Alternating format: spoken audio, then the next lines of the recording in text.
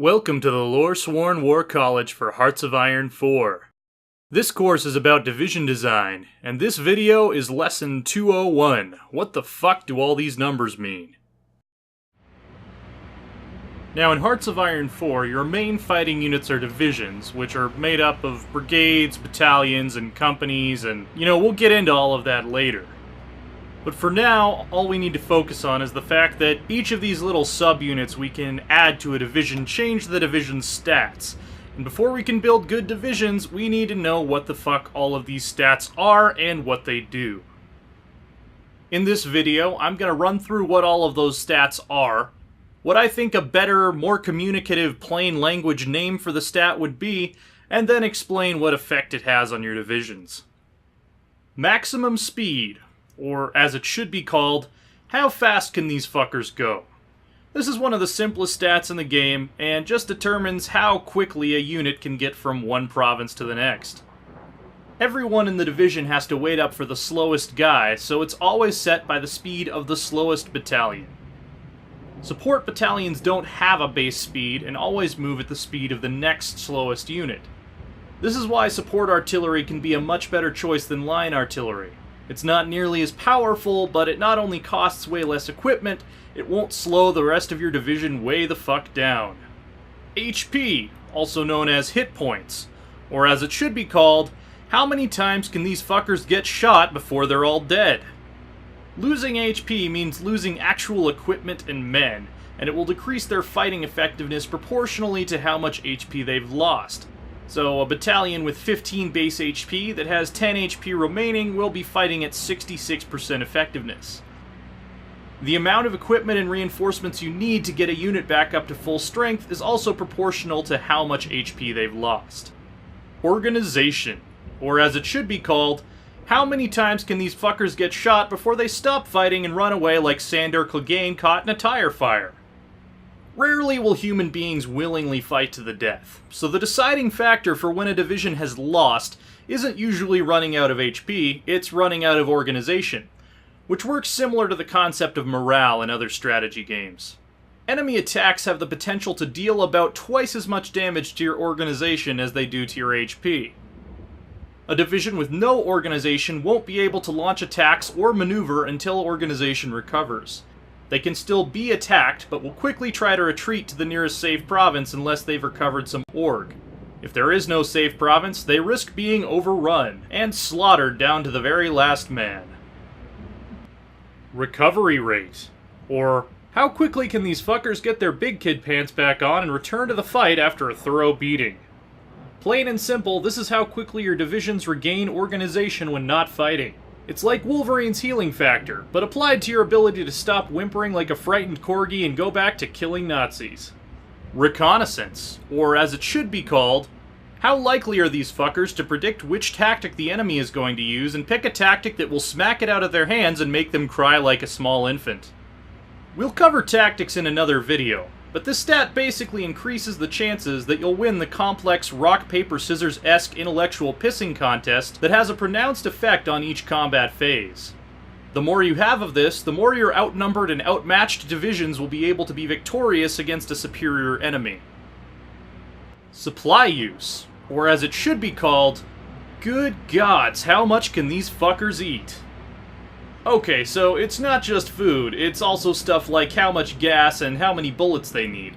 We'll cover the supply system in its own video, but suffice to say that every state on the map has a maximum number of guys it can support, which is based on things like local infrastructure and whether or not you have a supply line over land or sea to the area. Generally, the more men and machines you cram into a division, the more supply it will need, and not having enough supply has terrible effects on your fighting ability. So the biggest, baddest divisions are going to have a really hard time operating behind enemy lines or in generally really shitty areas like the Anatolian Highlands or Siberia. Reliability, or as it should be called, what are the chances these fuckers will hold together until we get to Moscow? Every piece of crap machine in your entire army has a chance when moving or fighting that it will just flat stop working in the middle of the fucking war.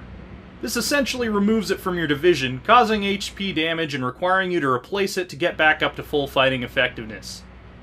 Stacking reliability allows you to decrease the chances of this happening, so you won't need to have such a deep reserve of working tanks to replace the ones that fell apart going over a ditch full of Russian peasants or something.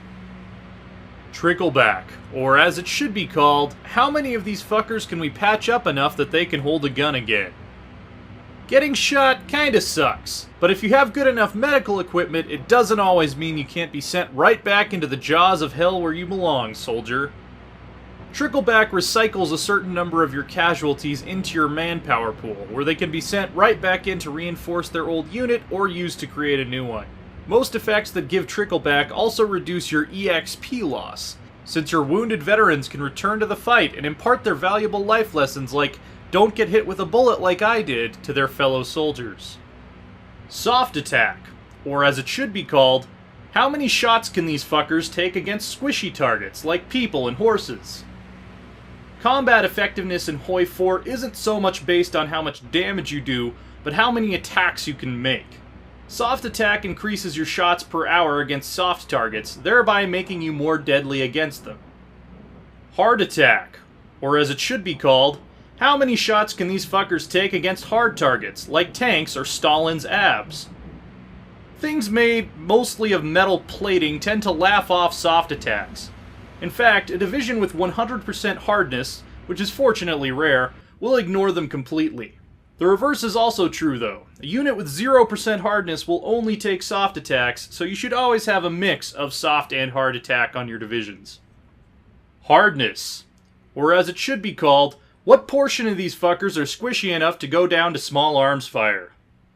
Expressed as a percentage, hardness determines how many of each of the above type of attacks a unit will actually be affected by. A unit with 25% hardness will ignore 25% of the soft attacks taken against it, and the other 75% will actually be counted. Meanwhile, 75% of the hard attacks taken against it will be ignored, while the other 25% will be counted. It's generally a good thing to have high hardness, since hard attack is much harder to come by than soft attack. But in some edge cases, like if you need to counter a unit of tank hunters that have almost all hard attack, it might be more efficient to throw softer units at them. Defense, or as it should be called, how good are these fuckers at not getting shot when defending? When your division gets attacked, the game checks to see if you have any defense points left. 1 point of defense will counter a single attack, and it sharply increases the chances that you'll avoid that attack altogether. It's not a perfect comparison, but you can think of points of defense as shields that absorb attacks so your men don't have to. When you run out of defense points, your units become much more vulnerable to enemy attacks for that combat phase until they reset for the next one. Breakthrough, or as it should be called, how good are these fuckers at not getting shot when attacking? Breakthrough works almost identically to defense, but it applies when your units are on the attack. Defense is meaningless for an attacking division, and breakthrough is meaningless for a defending one.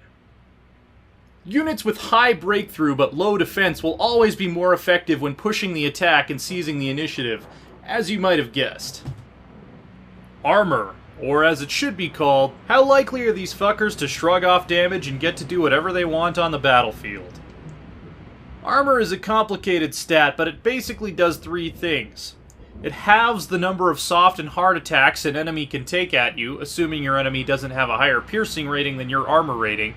It increases the number of attacks you can make against them, and it increases the damage you can potentially deal to enemy organization with each hit, representing the fact that armor has more freedom to move safely around the battlefield without getting damaged or suppressed.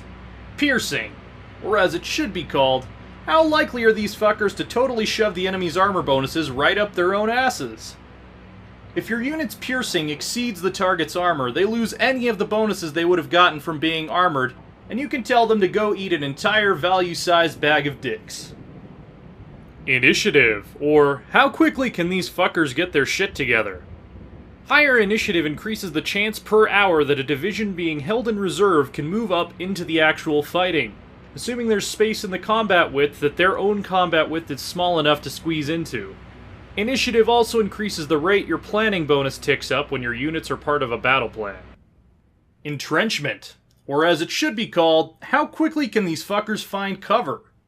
This stat increases the speed that your units will build up an entrenchment bonus when remaining stationary. And finally, combat width. Or as it should be called, how much of the battlefield do these fuckers take up? This is another stat that's complex enough for its own video, but suffice to say that you never want the combat width of any given division to exceed 80, and 40, or anything by which 40 is evenly divisible, is actually more optimal. For best results, design all of your divisions to have a combat width of exactly 40, 20, or 10. We'll get more into why that is later, but the short answer is that only a certain number of men can actually fit into a given battle at once. So building your divisions too big will keep you from being able to fully leverage their fighting power, and keeping everything divisible by 40 will increase the efficiency of your flanking attacks. Now that you know what all these numbers mean, you can check out the other videos in this course, which will go over the advantages and disadvantages of all the different battalions and companies you can use to build a division, and show you how to build several divisions for a specific purpose. Special thanks to everyone over at the Hearts of Iron 4 wiki, whose raw data values were used to help make this video.